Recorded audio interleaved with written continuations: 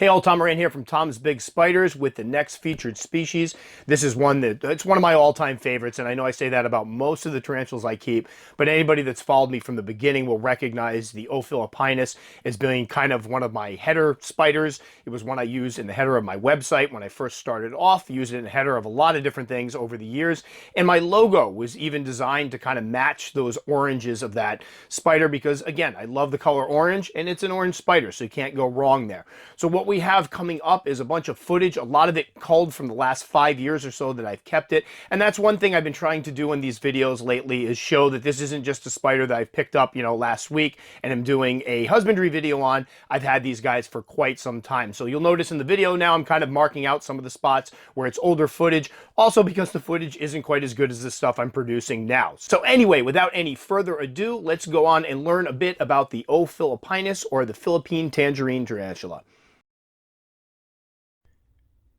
Years ago, when I first launched my blog, Tom's Big Spiders, I realized that I had to find a striking tarantula to feature as the website's header. After much deliberation, I settled on the Orphanachus philippinus, a stunning tarantula that sported deep orangey tones that earned it the common name Philippine Tangerine. As orange was my favorite color, and this was one of my favorite species, it just seemed like the perfect choice to serve as the banner spider for my new site. The original TBS logo was even designed to match those fiery tones. Fast forward several years, and this tarantula is still one of my all-time favorites and one of the jewels of my collection. Recently, I was even able to successfully pair my female, fulfilling a long-standing goal of mine. The Orphanachus philippinus, or Philippine orange, is an amazing spider found in moist burrows and forest floors of the Philippines. Although the Philippines has two main seasons, the wet season and the dry season, the country still experiences high humidity all year round. As information on this species is scarce, I reached out to Filipino hobbyists Mac and Fiam of the Laguna Tarantula Keepers for some more details. They explained that this species is found on the island of Negros, which is divided by a mountain range. The humidity in this region remains high, and the temperatures run between 75 degrees and 79 degrees Fahrenheit, or 24 degrees and 26 degrees Celsius in the lower elevations. However, the O. philippinus can reportedly be found inland in higher elevations, and as such experiences lower temperatures when compared to other regions of the country, with drops down to 68 degrees Fahrenheit or 20 degrees Celsius.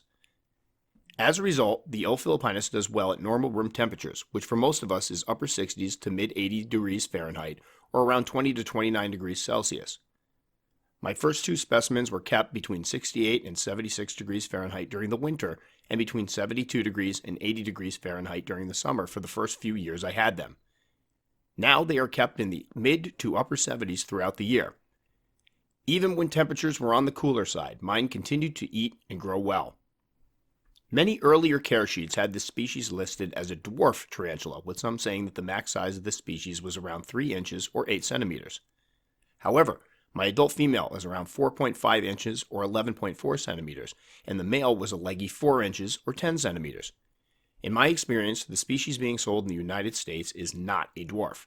However, having spoken to keepers from the Philippines, there is believed to be a smaller, currently undescribed dwarf tarantula that looks very much like the O. philippinus. This could be the cause of some of the confusion. The O. philippinus is definitely a moisture-dependent species, or a spider that requires damp substrate to thrive and to molt properly. I found that this species appreciates moisture right up through adulthood, so folks used to keeping the more arid species will need to exercise a bit more caution.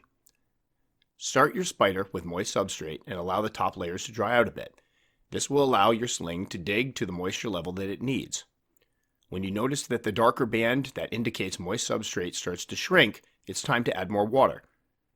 For smaller sling enclosures, I like to use a pipette to direct the water down into the dirt.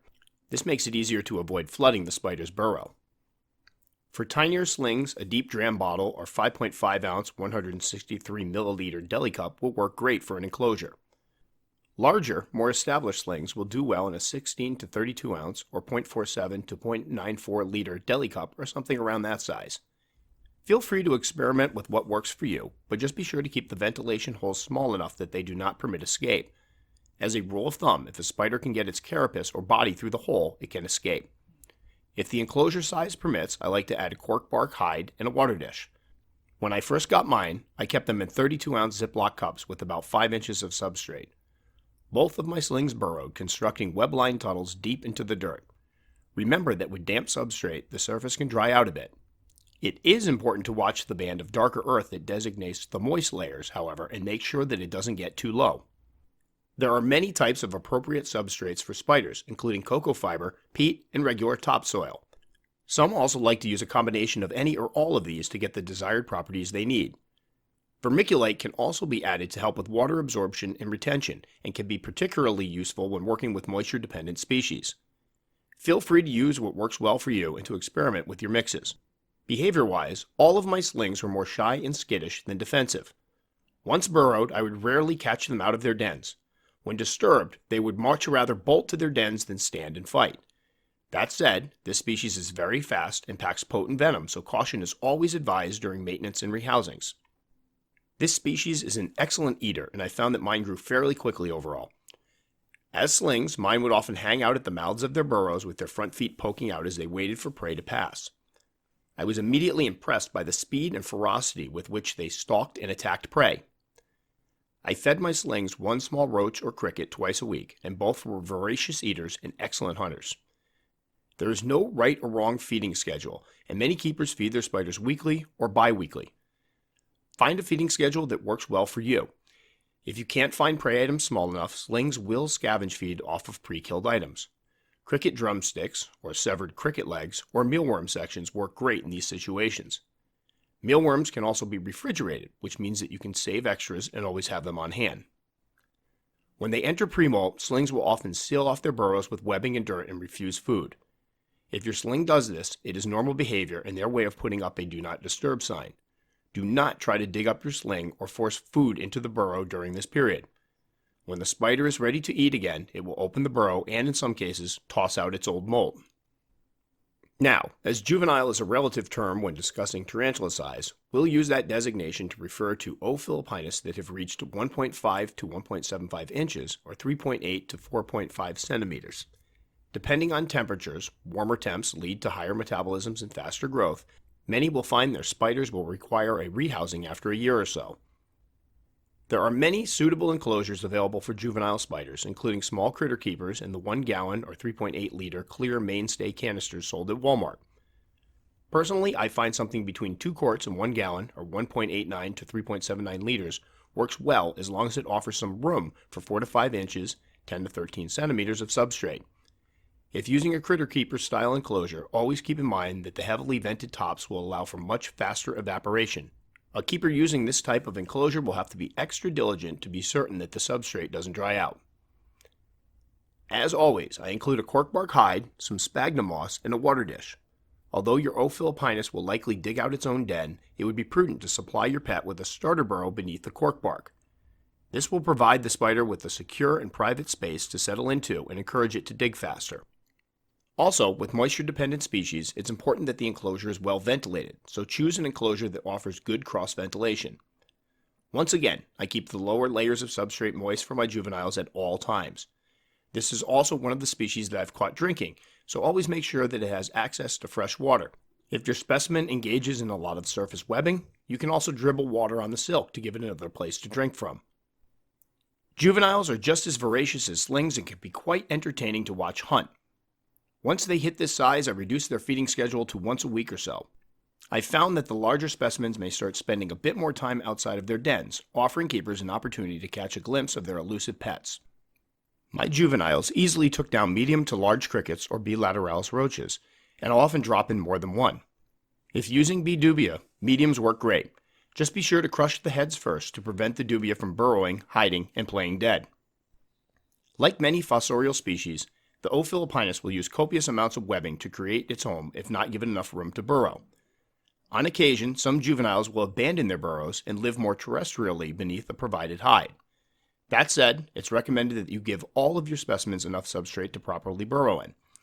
Specimens that are forced to web instead of burrowing can be more skittish and defensive. Once your spider reaches 3 inches or 7.6 centimeters or so, you may find that it's time to rehouse it into its adult enclosure. As for enclosure sizes, adults will do well in something around 5 gallons or 19 liters or so. Adults may continue to burrow, so any enclosure has to leave room for several inches of moist substrate. Personally, I like to give my adult burrowers at least 6 inches or 15 centimeters to burrow in.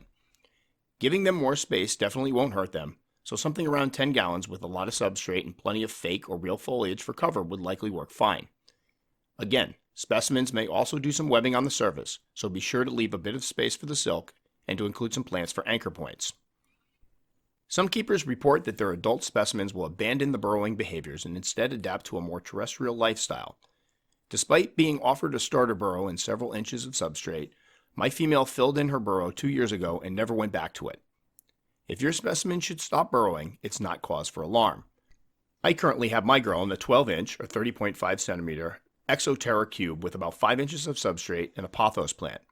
Although she has the room to burrow, she has instead adopted a shallow hollow beneath a piece of cork bark as her hide. As she put on size, she became much more visible, spending much of her time outside the burrow. Young adult and adult specimens can easily take down large crickets, B. dubia roaches, B. lateralis roaches, or superworms. If feeding smaller prey like crickets or B. lateralis, I usually drop in 2 or 3 prey items. A nice, fat B. dubia roach is a great meal for a skinny post-molt spider. As with my juveniles, I generally feed my young adults once a week. Keep in mind that if you're feeding your tarantula bigger meals, you can offer food less often. Again, if your specimen stops eating and barricades itself in its burrow, it is likely in pre-molt. When this occurs, keep water available, keep the substrate moist, and wait for it to reopen its burrow. Now, in July of 2019, I was able to successfully pair my female, and a couple months later, she produced a sac. I left the sac in with her for approximately 30 days, and during that time, she did an excellent job guarding and rolling it as the eggs developed. Opening the sac, I discovered around 200 healthy eggs with legs, which I separated into 2 groups and put into an incubator. Although there are several ways to incubate eggs with legs, I used coffee filters placed into 16-ounce deli cups. These I placed into a larger enclosure with several layers of damp paper towels. After around 20 days, the eggs with legs molted to first instar slings. They do not eat at this point and instead congregate together until they molt to second instar. At this point, they are fully formed spiderlings who have an appetite and who are ready to hunt. As an old world tarantula species, the O. philippinus can be fast and defensive. Couple this with potent venom, and you have a spider that could pose a problem to those new to the hobby. From experience, my specimens were very shy as slings and quite skittish as adults. Although they would usually run to their burrows if threatened, I've received a few threat postures from mine over the years. Unfortunately, this is not a good beginner species. That said, folks with some patience with faster, potentially defensive tarantulas will find a lot to love about this orange beauty. All right, so again, thanks to Mac and Fiam for helping me out, and a huge shout out to all my Filipino viewers, because I know there are a lot of you guys out there. You make up a huge chunk of my audience, and I interact with a lot of you daily. A shout out to Shizo Pelma, who has a fantastic channel, who also sends a lot of folks my way. Again, guys, I truly appreciate you guys, and the fact that you're obviously trying to give your tarantulas the best of care. That means a real lot to me. All right, for those of you who are looking to pick up some of these slings, obviously, by the t-shirt, you can tell they're going to be at Fear Not Tarantulas. Tanya was nice enough to supply me with the male for this breeding, and quite frankly, I wanted them in one spot so people could all go to get them if they wanted them. And I've worked with Fear Not for years, have a great relationship with them, and everybody I send over there comes back with amazing stories of how well they were treated, and that means a lot to me to know that people are being taken care of. So for those of you interested, there will be a code. I'm going to run it down here that'll give you a discount off of them for the first week or so after this video runs. I will put the dates on the description so that people are aware when their time will run out with it. But it's my thank you for, watching the videos and picking these guys up, because they really are amazing species, and I want more people to get them. So if you want to grab them quick, because from what I've heard, there's a lot of people looking out to get them. So that will do it for this one. As always, thanks so much for watching. If this is the first video of mine you have watched and you want to subscribe, thank you so much. You can click that circle right up there. Or if you want to check out some other videos first to make sure that I'm good, well, you can check those guys out right in here. I answer all comments, so please feel free to leave a comment. Hope that some of you new folks say hi if you subscribe. And for the rest of you guys, we will catch you next time.